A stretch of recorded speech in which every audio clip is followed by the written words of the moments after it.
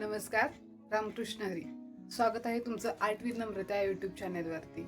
आणि आज आपण जे सबस्क्रायबरचे स्केच काढणार आहोत त्यामध्ये आज आहे दिवस 4 आणि आजही आपण एक स्केच काढणार आहोत. तर चला काढूया. आता इथे आपण स्केच काढायला सुरुवात घेतली आहे. मी फ्री हँड मेथडने आता सध्या तरी काढत आहे. यात लुमिस मेथड पण यूज करून तुम्ही काढू शकता स्केच. आणि आता मी स्टार्टिंगला प्रॉपर शेप म्हणजे फोटो आणि आपल्याला जिथे काढायचं त्याच्यामध्ये आपण एक आयडिया घेतो की आपल्याला डोळे कुठे येतील, कान कुठे येईल, नाक कुठे येईल याचा एक अंदाज घेत असतो आणि त्याच्यावरून आपण स्केच काढायला सुरुवात करत असतो. हे आपल्या माइंडमध्ये तयार पाहिजे की आपण कुठे डोळे घेतले पाहिजेत, किती शेप आहे, किती अंतर आहे वगैरे. माझंही इतकं परफेक्ट कॅल्क्युलेशन नाही आहे, परंतु मी ट्राय करत असते. आणि प्रत्येक चेहऱ्यातून मी शिकत असते. प्रत्येकाचा चेहरा वेगवेगळा असतो, त्याच्यामुळे आपण प्रत्येक चेहऱ्यातून शिकत असतो कुठे इफेक्ट दिला पाहिजे, कुठे नाही. आणि इथेही मी तेच केलेलं आहे. आणि आता अशा प्रकारे आपलं शेपचा आकार आहे तो आपला तयार झालेला आहे. हळूहळू आपण ते कान आता मी ॲड करत आहे. ते तुम्ही कोणत्या पद्धतीने स्केचिंग करता हे मला कमेंटमध्ये बॉक्समध्ये सांगा, किंवा मी कोणत्या सुधारणा केल्या पाहिजेत तेही सांगा. आता आपण केसांची शेडिंग करायला घेतलेली आहे. इथे फर्स्ट टाइम मी लीड पेन्सिलच यूज करते. ही माझ्या हातात आहे ती नॉर्मली लीड पेन्सिल आहे, त्यानेच मी शेपिंग वगैरे केलेलं आहे. आणि केसांमध्ये पण मी तीच लीड पेन्सिल आधी अगोदर शेप ड्रॉइंग केलेला आहे. आता हळूहळू खालची बॉडी पण आपण आता ड्रॉ करायला घेत आहोत. पाहू शकता मी कशा प्रकारे काढत आहे. तो एक साईडला कॉलर साईडला आलेले आहे, ते आपण काढून घेतली व्यवस्थित, त्याचा आकार दिला. ते आता आपली बॉडीचा आकार हा काढणं खूप महत्वाचं असतं. अगोदर जे वेळ गेला तरी चालेल, परंतु स्टार्टिंगला आपलं बॉडीचा जो आकार आहे किंवा चेहऱ्याचा जो आकार आहे तो जमला की शेडिंगला इतका आपल्याला प्रॉब्लेम येत नाही. जरी तेच चुकलं तर आपल्याला खूप प्रॉब्लेम येत असतो पुढे जाऊन, आणि ते व्यवस्थित रिअलिस्टिक वाटत नाही, असा हा प्रॉब्लेम होतो. त्याच्यामुळे स्टार्टिंगला थोडासा वेळ गेला जरी शेपिंगला तरी काही प्रॉब्लेम नाहीये. मलाही ते खूप वेळ जातो तरी, परंतु होत असते. इथे मी लहान लहान इफेक्ट ऍड करत आहे, डोळ्याच्या तिथला पार्ट वगैरे नॉर्मली.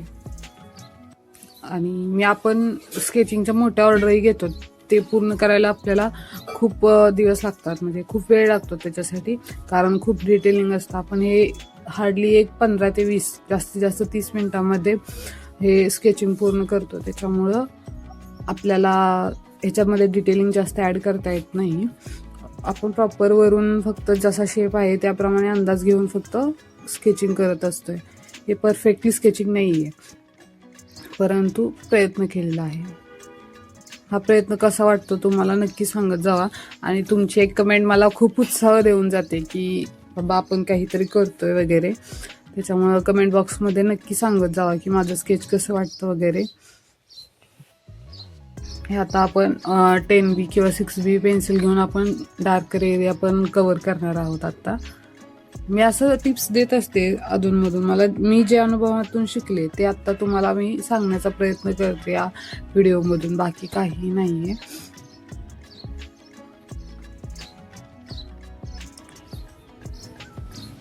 आपण जो एक व्हिडिओ घेतलेला त्यातलं आता हे 4थं स्केच आहे मला वाटतंय. त्याच्या अगोदर आपण 3 स्केच काढलेले आहेत, तिथे वरती दिसत असतील तुम्हाला. 3 स्केच झालेले आहेत आपले, हे 4थं आहे. आपण वेळ भेटेल तसं आपण ते ज्या व्हिडिओवरती आपण हे केलेलं आहे, कमेंट सेक्शन ऑन केलेलं आहे, त्याच व्हिडिओवरती जर तुमच्या कमेंट असतील तरच आपण स्केच काढतोय. आणि काही त्यामध्ये प्रोफाईल फोटो ठेवलेला नाहीये, त्याच्यामुळे त्यांचं स्केच काढता येणार नाही. त्याच्यामुळे ज्यांनी जर कमेंट केलेली असेल त्या व्हिडिओवरती आणि प्रोफाईल फोटो नसेल तर त्यांनी ठेवून घ्या, म्हणजे आपल्याला स्केच तुमचंही काढता येईल.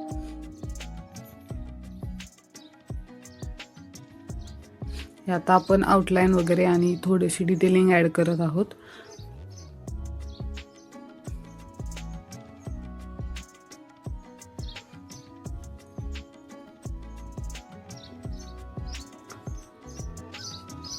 डिटेलिंग ही पण खूप जास्त ऍड करून चालत नाही प्रत्येक वेळेला.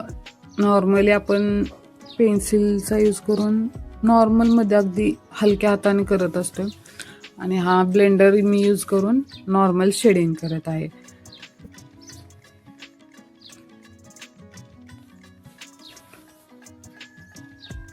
तुम्हाला हे स्केच कसं वाटलं नक्कीच सांगा कमेंटमध्ये. अजून पूर्ण व्हायचं आहे. मी फायनल लुकही दाखवेन पूर्ण झाल्यानंतर. तुमचंही काढायचं असेल तर नक्की जाऊन कमेंट करा. तो व्हिडिओ मी टाकेन इथे आत्ता. तुम्हाला जर पाहिजे असेल तर त्याच व्हिडिओवरती जर कमेंट असेल तरच आपण काढणार आहोत. बाकी व्हिडिओजवरती असेल तर नाही. सध्या तरी तिथले आपण सबस्क्रायबरचे स्केचेस काढत आहोत. बाकी नाही आहे आत्ता सध्या तरी.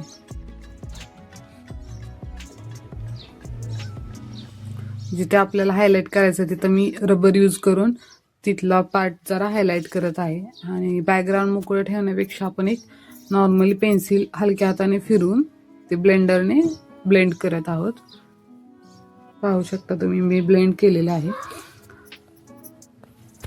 याच्यानंतरही कधी कधी आपण स्केच पूर्ण झालं तरी आपल्याला काही काही चुका कळत असतात. ते आपण नंतर दुरुस्त करतो. इथे माझं तेच झालेलं आहे. मी हा व्हिडिओ स्किप झाल्यानंतर मी त्याच्यामध्येही काही काही इफेक्ट ॲड केलेले आहेत. तर तुम्ही पाहू शकता हा फायनल लुक.